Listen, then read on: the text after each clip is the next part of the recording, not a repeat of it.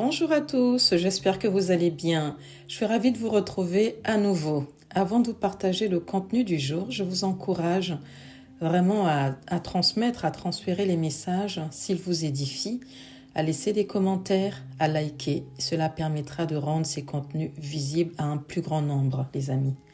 Cette capsule, en fait, c'est un message d'exhortation qui portera sur la nécessité pour nous, enfants de Dieu, de méditer sa parole au quotidien. Je dois admettre que réussir à le faire chaque jour, c'est un vrai défi. Oui, les amis, c'est un vrai défi.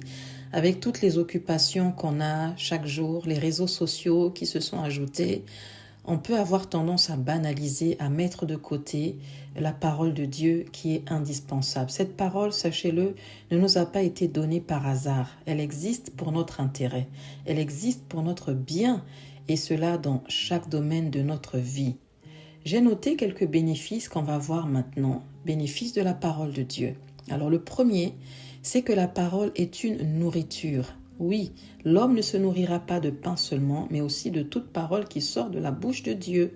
Cette parole est capitale pour faire de nous des personnes fortes, des personnes ancrées, établies spirituellement.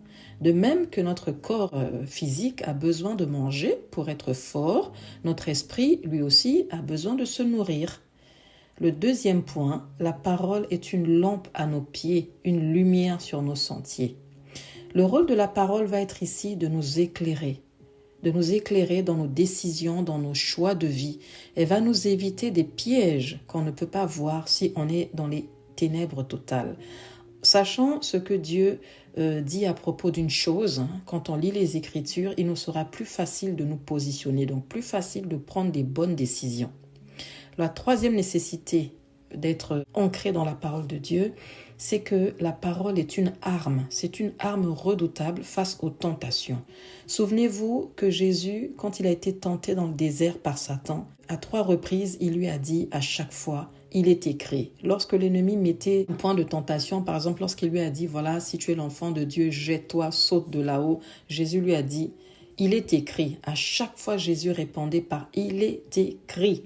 Donc, la connaissance des Écritures a permis à Jésus de tenir ferme et finalement d'éloigner le malin de lui. Si nous ne sommes pas ancrés dans les Écritures, les amis, nous serons facilement emportés lorsque les vents, les tempêtes et les tentations arriveront. Pour être des hommes et des femmes fermes face au monde, nous devons demeurer dans la parole pour ne pas chavirer. Alors la parole, j'ai noté un autre point, est un médicament. Pourquoi je dis ça? Parce qu'il est écrit que par les meurtrissures de Jésus, nous avons été guéris. Il dit aussi que sa mort nous a rendus libres.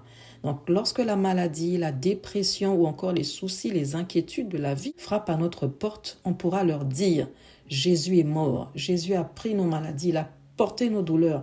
Le châtiment qui devait être nôtre est tombé sur Jésus. » Et lorsque nous parlons comme ça et régulièrement aux circonstances, elles finissent par s'évanouir, elles finissent par lâcher.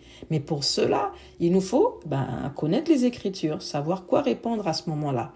Le dernier point que j'ai noté, les amis, c'est que la parole est un gage de succès et de réussite. Je le dis pourquoi? Parce que dans Josué 1 au verset 8, Dieu dit à Josué que ce livre de la loi ne s'éloigne pas de toi. Ça veut dire que mes paroles ne s'éloignent pas de toi. Médite-les nuit et jour afin que tu réussisses dans tout ce que tu entreprendras et que tu aies du succès dans tes entreprises. Je paraphrase. Dieu dit en fait à Josué que si tu veux réussir dans toutes tes voies, si tu veux avoir du succès dans tes entreprises, alors à ce moment-là, si tu veux que je sois avec toi, n'oublie pas ma parole. Laisse ma parole s'ancrer en toi. Laisse ma parole demeurer en toi. Alors là, tu verras que tout ce que tu feras, tu vas réussir. Mange ma parole, affermis-toi dans ma parole et tu verras que le reste, je le ferai pour toi et tu réussiras dans tout ce que tu entreprendras. Donc voilà les amis, je viens de vous lister des raisons pour nous de méditer et de pratiquer la parole de Dieu. À vos marques, prêts, méditez. Sur ce, je nous souhaite à tous une excellente journée et je vous dis à très vite pour un nouveau numéro. Bye bye!